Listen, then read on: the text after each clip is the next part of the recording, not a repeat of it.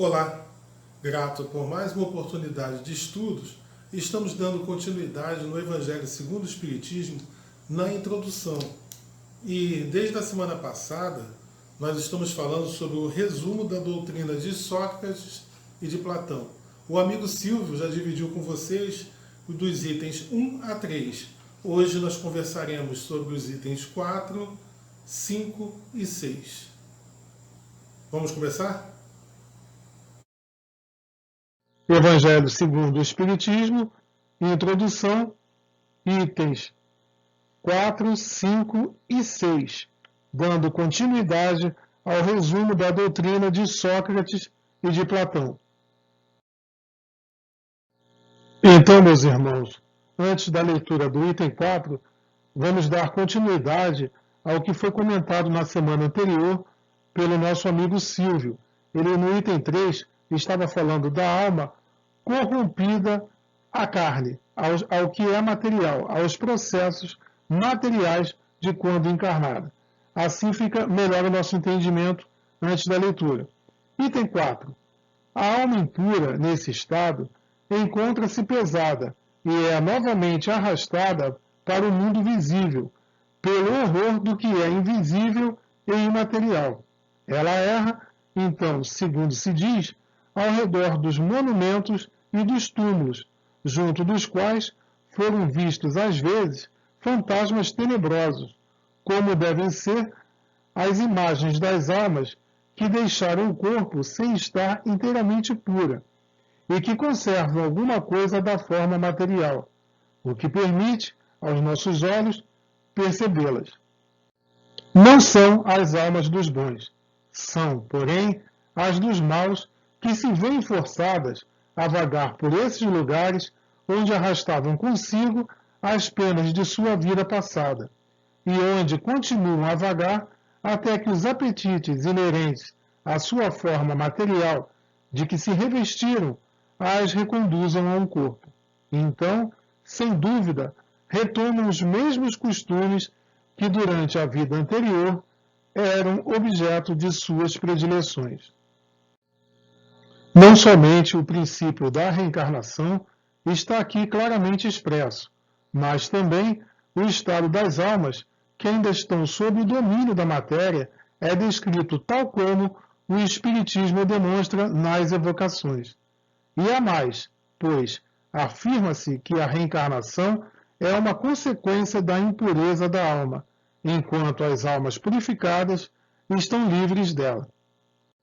O Espiritismo não diz outra coisa, apenas acrescenta que a alma que tomou boas resoluções na erraticidade e que tem conhecimentos adquiridos trará menos defeitos ao renascer, mais virtudes e mais ideias intuitivas do que na existência precedente, e que assim cada existência marca para ela um progresso intelectual e moral.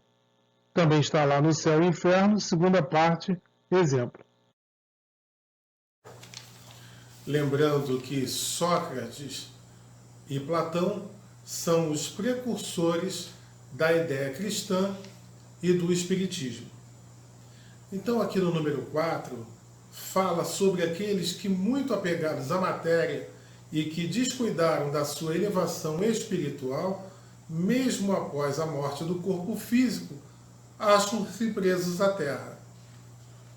O Espiritismo nos elucida, através da mediunidade, e alguns podem observar tais espíritos, sofredores, junto aos seus túmulos, tomados pelo inconformismo.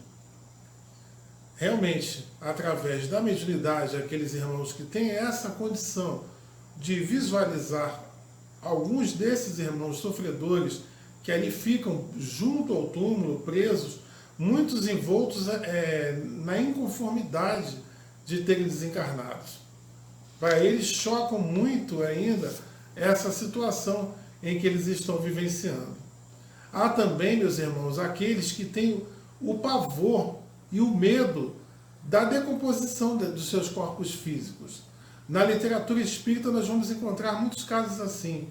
Nas mesas mediúnicas, nas reuniões em que temos de corrente fraterna, justamente em socorro a esses irmãos desencarnados que estão presos à matéria, nós encontramos também situações assim. Então são situações aqui que eles já estão nos trazendo de o que acontece daquele irmão que descuidou da sua parte espiritual, só tratou do que era material, se agarrou muito ao que é material. Então ali junto eles também falam de figuras horríveis. Meus irmãos, também aqueles irmãos que se aproveitam de assustar aqueles que eles sabem que podem vê-los. Isso vai variar muito do grau, né, de adiantamento de cada irmão. Então também nas reuniões mediúnicas, esses mesmos irmãos tão agarrados à matéria, nós vamos encontrar aqueles que estão presos, atormentados pela posse dos bens materiais, que não podem mais pegar, que não podem mais tomar conta. Então, para muitos que não investiram nessa elevação espiritual, é muito duro ter que se separar desses bens. Então, há aqueles também que saíram desta vida corpórea, também acumulando vícios dos mais diversos matizes. E presos a esses vícios, se recusam a aceitar que desencarnaram. Se recusam a aceitar uma nova situação, em que não podem mais estar ali sorvendo de determinados fluidos. Mas aí há aqueles também que acabam promovendo processos obsessivos. E vão chegar juntamente àqueles irmãos encarnados que também descuidaram da parte espiritual. E através deles conseguirão sorver os fluidos de seus interesses. Então, irmãos que estiveram por aqui e foram muito ligados às drogas, lícitas ou ilícitas, ao sexo descabido, tudo aquilo que a gente faz de maneira exagerada, isso vai acabar se transformando num vício. Então muitos irmãos que desencarnaram não aceitam essa condição. E por essa vontade de querer vivenciar de novo ainda os prazeres, né, os prazeres carnais, ficam nessa situação e nessa condição. Né? Há aqueles também que ainda estão muito movidos por sentimentos de vingança. Então também são aqueles irmãos que se recusam a aceitar que estão desencarnados. A sede deles é de vingança. Então muitos lá nessa fase ainda mandam suas vibrações para aqueles irmãos que são objetos dessa vingança. Ficam ainda presos a esse mundo terreno. Então, além desses inconformismos pela atual situação, também sofrem por terem deixado amores. Muitos sofrem por demais, assim como nós temos irmãos encarnados sofrendo por aqueles queridos que se foram, há os desencarnados também sofrendo porque seguiram e deixaram irmãos encarnados aqui. E aí, como eu citei, grandes processos obsessivos começam a partir daí. E eles lembram também que muitos desses, quando têm uma nova oportunidade de retornar à carne, né, podem de novo, mais uma vez, estarem presos a essas vibrações inferiores. E aqui também no 4, os nossos irmãos já vão nos dando a ideia da reencarnação, das idas e vindas à carne, das novas oportunidades de estarmos aqui encarnados. Ainda no número 4, a gente lê aqui no Evangelho, né, que diz assim: onde continuam a vagar até que os apetites inerentes à forma material de que se revestiram as reconduzem a um corpo. Olha, mais aí ainda acentuada a ideia da reencarnação. E ainda aí no 4, a gente vai encontrar assim: outra coisa não diz o Espiritismo, acrescentando apenas que a alma que boas resoluções tomou na erraticidade. A erraticidade, meus irmãos, é aquele intervalo entre as reencarnações. E é nesse momento em que, diante de nós mesmos, nós fazemos as nossas reflexões e, a partir daí, fazemos novas escolhas. E que sejam boas escolhas nesse nosso processo de voltarmos à carne. Então, os nossos irmãos estão lembrando aí. Que possamos, então, fazermos boas escolhas. É o momento da erraticidade, é esse momento de reflexão, é o momento de apagarmos as arestas, vamos pesar aquilo que nós praticamos de bem, aquelas incorreções que nós tivemos, e a partir daí que a gente possa pavimentar uma estrada melhor. Mas ainda, aí no número 4, eles estão dando a ênfase a esses irmãos que ainda muito presos à matéria, como eu falei, presos ainda pela propriedade dos bens materiais, presos por sentimentos negativos, presos por amores deixados, presos porque não se conformam que o corpo está em decomposição.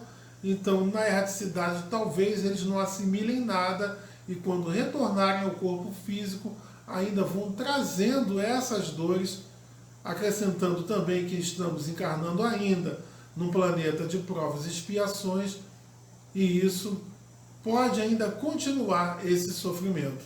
Porque, na verdade, lembrando mais uma vez que a reencarnação é pura misericórdia divina. Então, nós estamos tendo aí oportunidade de fazermos nossa caminhada de forma melhor. Por quê? Fazendo esse estudo onde nós acertamos e onde nós erramos, para que a gente aí possa corrigir. Né? É nós nos libertarmos da rebeldia e utilizarmos bem o nosso livre-arbítrio e agradecendo sempre a Deus por essa oportunidade bendita de voltarmos à carne ainda na nossa atual condição. Item 5. Após a nossa morte, o gênio, Demon, que nos havia sido designado durante a vida, nos leva a um lugar onde se reúnem todos os que devem ser conduzidos ao Hades, para o julgamento. As almas, depois de permanecerem no Hades o tempo necessário, são reconduzidas a esta vida por numerosos e longos períodos. Esta é uma doutrina dos anjos guardiães ou espíritos protetores, e das reencarnações sucessivas, após intervalos mais ou menos longos de erraticidade.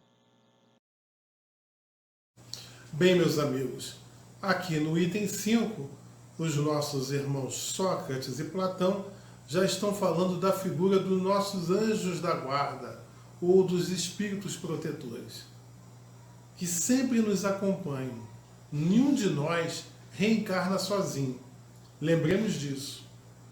Quando nós estamos já em condições de voltarmos à veste carnal e de habitarmos um planeta material ainda dentro das nossas condições, nós não chegamos aqui sozinhos. Tudo isso, mais uma vez, pela grande misericórdia divina. Então, ninguém está descoberto, ninguém está sozinho. Cabe a nós o quê? Para sermos vitoriosos? Utilizarmos bem o nosso livre-arbítrio. Esses irmãos nos acompanham, nos incentivam a buscarmos os melhores caminhos, mas, lembrando mais uma vez, nós temos o livre-arbítrio. Então eles estão sempre na nossa torcida e nos acompanham também no momento do desencarne. Há aqueles irmãos que estão ali nos acompanhando, nos auxiliando naquele processo, assim quando do nosso nascimento aqui. Então, aqui olha a ideia, eles nos levam até os locais que são destinados a nós, quando do desencarne. Onde se encontram as nossas paixões? Aonde se encontram as razões do nosso viver? Isso depende de cada individualidade. Então, de acordo com a faixa vibratória, nós vamos nos destinar àqueles locais compatíveis com as nossas ideias, com as nossas ações, com as nossas vibrações. Mas tenho certeza que onde quer que estivemos, esses irmãos estão sempre nos auxiliando. Então, meus irmãos, antes de lermos o item 6, só para a melhora do nosso conhecimento, Hades, na mitologia grega, significava Deus do mundo inferior e dos mortos. No Novo Testamento, essa palavra Hades, essa locação Hades, significa lugar de mortos, mas em vários momentos também, lá no Novo Testamento, nós encontramos essa palavra traduzida como o inferno. Então, Hades, na mitologia grega, Deus inferior.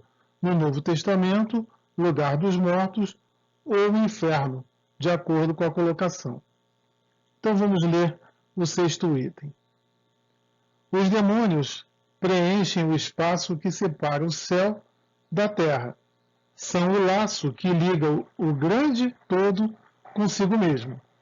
A divindade não entra jamais em comunicação direta com os homens, mas é por meio dos demônios que os deuses se relacionam e conversam com eles, seja durante o estado de vigília, seja durante o sono.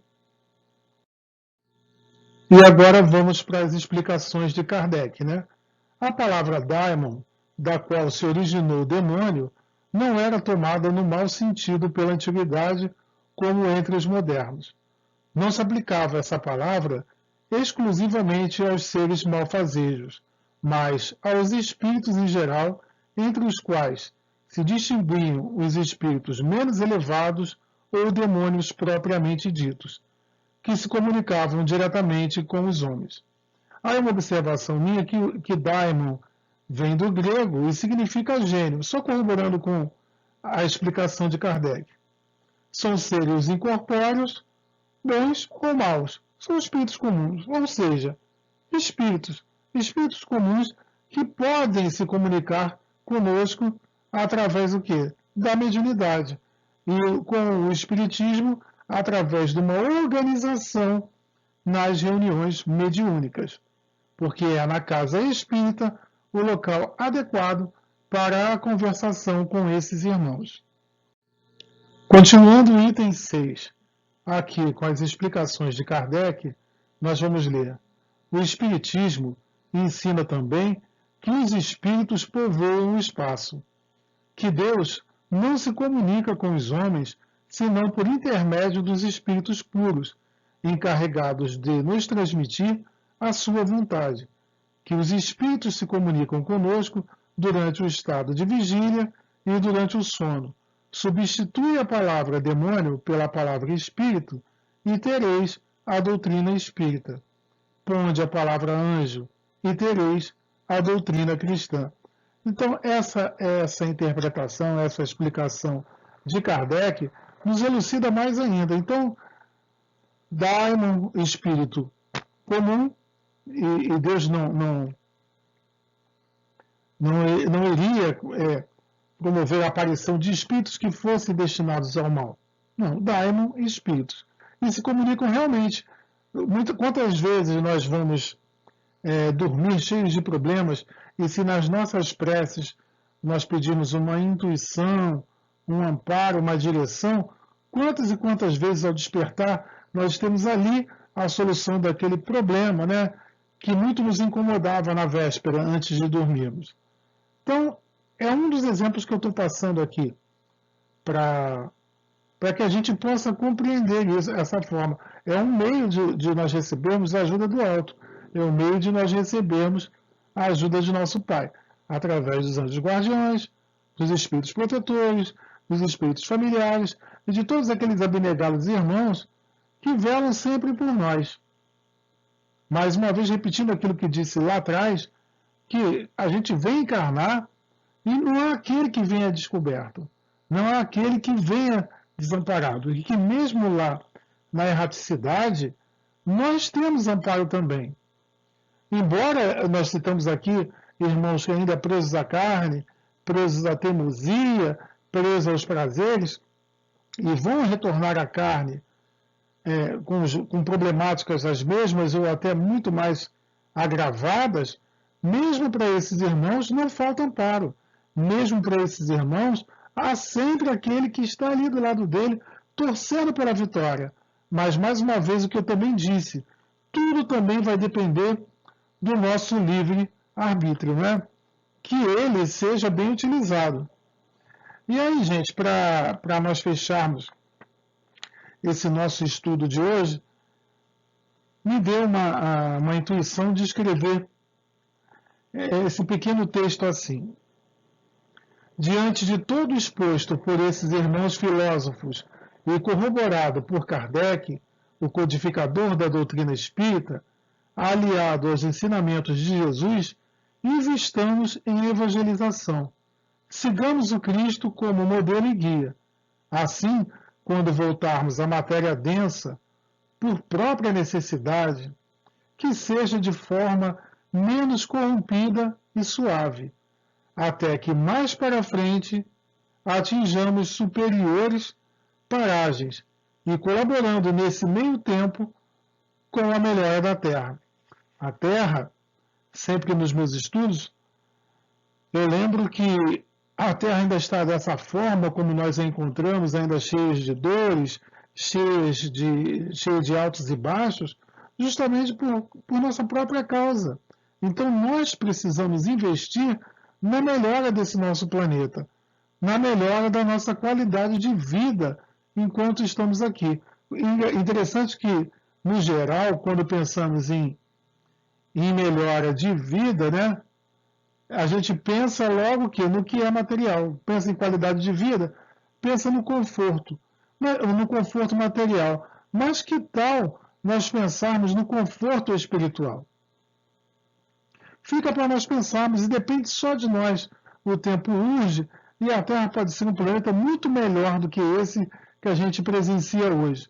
Mas, se nós melhorarmos os nossos pensamentos, melhorarmos as nossas atitudes, através da nossa fala, do nosso gesto, do oferecimento da nossa caridade e, principalmente, vivenciando tudo isso com os ensinamentos de Jesus.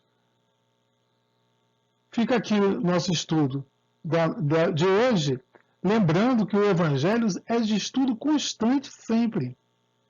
O Evangelho é para ser lido e relido, é para ser interpretado, é para ser discutido. Para isso, dentro das casas espíritas, nós temos bastante cursos, né, voltados justamente para que nós possamos entender a doutrina dos espíritos, né, codificada pelo nosso irmão Allan Kardec. Então, vamos aos estudos. Agradeço-lhes a companhia até aqui, agradeço a oportunidade de estudo, um grande abraço fraterno a todos vocês e até a próxima oportunidade.